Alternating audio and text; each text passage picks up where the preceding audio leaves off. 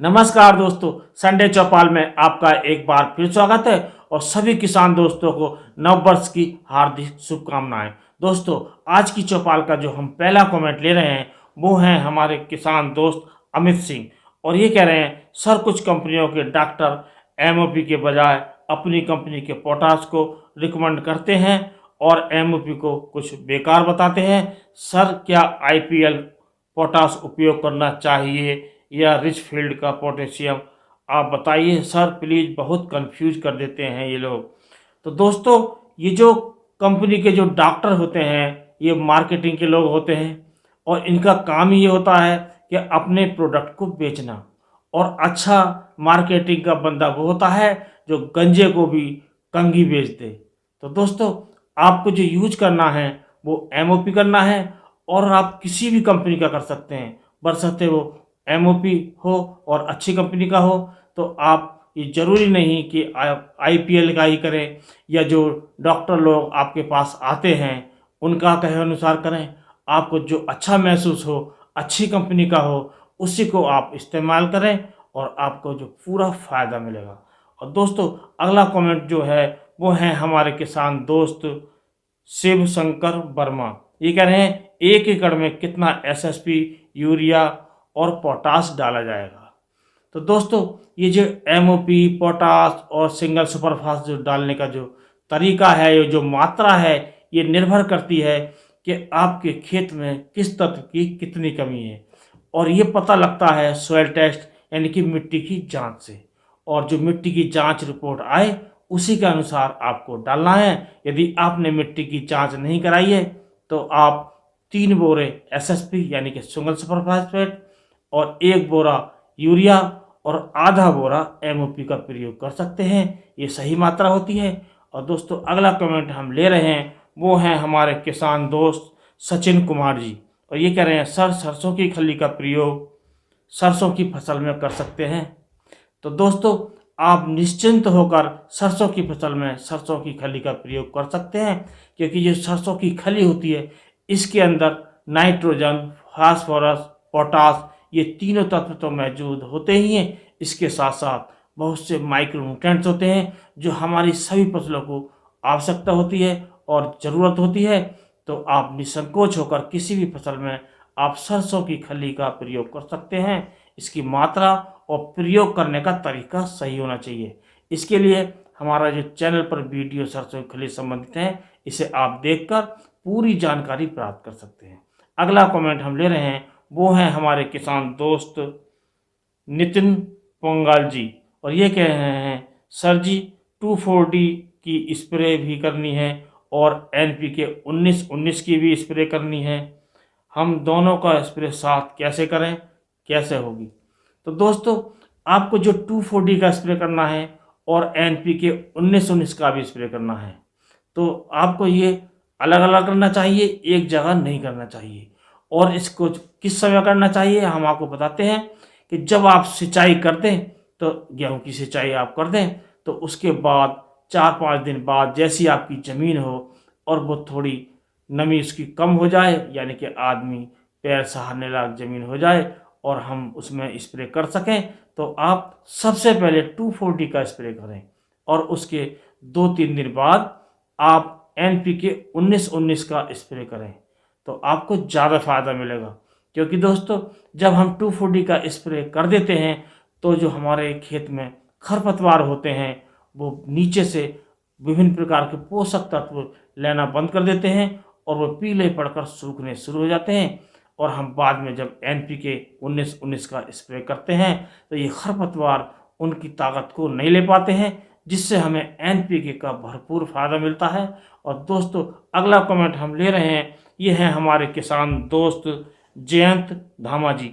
क्या हम माइक्रोराजा को यूरिया और डीएपी के साथ में मिलाकर दे सकते हैं? तो दोस्तों, ये जो माइक्रोराजा होता है ये एक प्रकार की फंगस होती है और जो हमारे पौधों के लिए लाभकारी होती है, हमारे ज़मीन के लिए लाभकारी होती है। इससे हमारी खेती की जो उत्पादन क्षमता है वो बढ़ती है। तो हमें इन्हें जो रासायनिक फर्टिलाइज़र होते हैं उनके साथ मिलाकर नहीं डालना चाहिए। इसके लिए हमें इन्हें मिट्टी में मिलाकर कर सकते हैं प्रयोग, या इनको जो गोबर की खाद होती है उसमें मिलाकर कर सकते हैं, या हम पानी के साथ भी घोलकर इसका कर सकते हैं अपने खेत में प्रयोग, तो हमें ज़्यादा फायदा मिलेगा। हमें रासायनिक खादों में मिलाकर प्रयोग करने से बचना चाहिए। दोस्तों, अगला जो कमेंट हम ले रहे हैं वो है हमारे किसान दोस्त कौसर आलम जी। ये कह रहे हैं, सर गन्ना बिजाई में कौन सा कीटनाशक डालें जिससे गन्ना अंत तक रोग रहित रहे। तो दोस्तों, रोग रहित गन्ना के लिए हमें काफ़ी प्रयास करने होते हैं। अच्छे बीज का चयन करना होता है जो रोग रहित हो, और दवाओं का ही प्रयोग करना होता है। तो सबसे पहले जो हम चयन करें अच्छे बीज का करें, उसका शोधन करके करें, और बुवाई के समय जो हमें कीटनाशक ये मालूम कर रहे हैं वो प्रयोग करना चाहिए। थायोमेथोक्साम जो 25% WG के रूप में आता है, उसका आप 500 ग्राम प्रति एकड़ के हिसाब से प्रयोग करें। और दोस्तों, दूसरा आता है फिप्रोनिल 5% SC के रूप में आता है, उसको आप 500 ml प्रति एकड़ के हिसाब से प्रयोग करें। तो आपके खेत में, आपकी फसल में विभिन्न प्रकार के जो कीड़े होते हैं और ये बीमारियां होती हैं ये नहीं आएंगी, और आपकी जो फसल होगी अच्छी होगी, और आखिर तक उसका जो अगोला है वो हरा रहेगा। और दोस्तों, अगला कमेंट हम ले रहे हैं, ये हैं हमारे किसान दोस्त उदित अहलावत जी, और ये कह रहे हैं, सर गन्ने की बुवाई पर डाल सकते हैं क्या। दोस्तों, ये बात कर रहे हैं माइक्रोराजा की।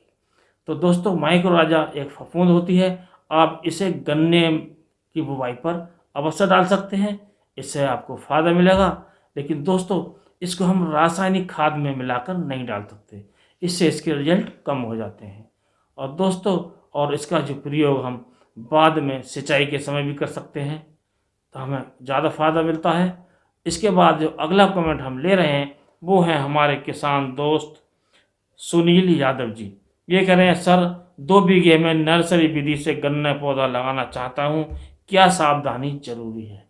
तो दोस्तों, आपको जो सावधानी बरतनी है वो नर्सरी तो आपने तैयार कर ली, उसके बाद ज़्यादा सावधानी की आवश्यकता होती है वो लगाते समय होती है। उस समय आपको उसकी जो सिंचाई करनी है वो तुरंत करनी है। और क्योंकि दोस्तों, जब हम गन्ने की जो नर्सरी लगाते हैं तो उस समय धूप होती है, यदि हम धूप में सिंचाई लेट कर देते हैं तो हमारे पौधे सूख सकते हैं, तो हमें सिंचाई जल्दी करनी चाहिए। इसके बाद अगला कमेंट हम ले रहे हैं वो हैं हमारे किसान दोस्त अभिजय चौधरी। सर जी राम राम, माइक्रोराजा को कौन से खाद में मिलाकर बिखेर सकते हैं, और ह्यूमिक एसिड को कौन से खाद में, वीडियो बनाएं प्लीज़।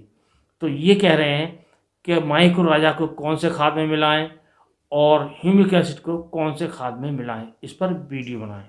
तो दोस्तों, हम इसका जो वीडियो, अलग अलग वीडियो आपको बनाकर चैनल पर दे देंगे, तो आप उससे देखकर पूरी जानकारी प्राप्त कर सकते हैं। और हम ये वीडियो इस जनवरी के लास्ट तक आपको ये वीडियो दे देंगे। और अगला जो कमेंट है वो है हमारे किसान दोस्त कुलविंदर सिंह जी, और ये कह रहे हैं, सर नर्सरी टेक्निक से हमने पिछले साल गन्ना लगाया था, लेकिन बहुत से प्लांट मर गए थे और उसको लगाने में लेबर भी ज़्यादा खर्च हुई थी। तो दोस्तों, इन्होंने पिछले साल जो प्लांट लगाए थे और उसमें इन्होंने हो सकता है सावधानी नहीं बरती हो, क्योंकि दोस्तों, जब आप नर्सरी लगाएं और जब प्लांट आप लगा दें तो उसकी सिंचाई तुरंत कर दें, क्योंकि दोस्तों गर्मी तेज़ होती है, टेम्परेचर ज़्यादा होता है और हमें सिंचाई की व्यवस्था तुरंत करनी है। यदि हम ऐसा करते हैं तो हमारे प्लांट मरते नहीं हैं। और दोस्तों, इसके साथ नर्सरी तैयार करने का तरीका भी हमें अपनाना होगा।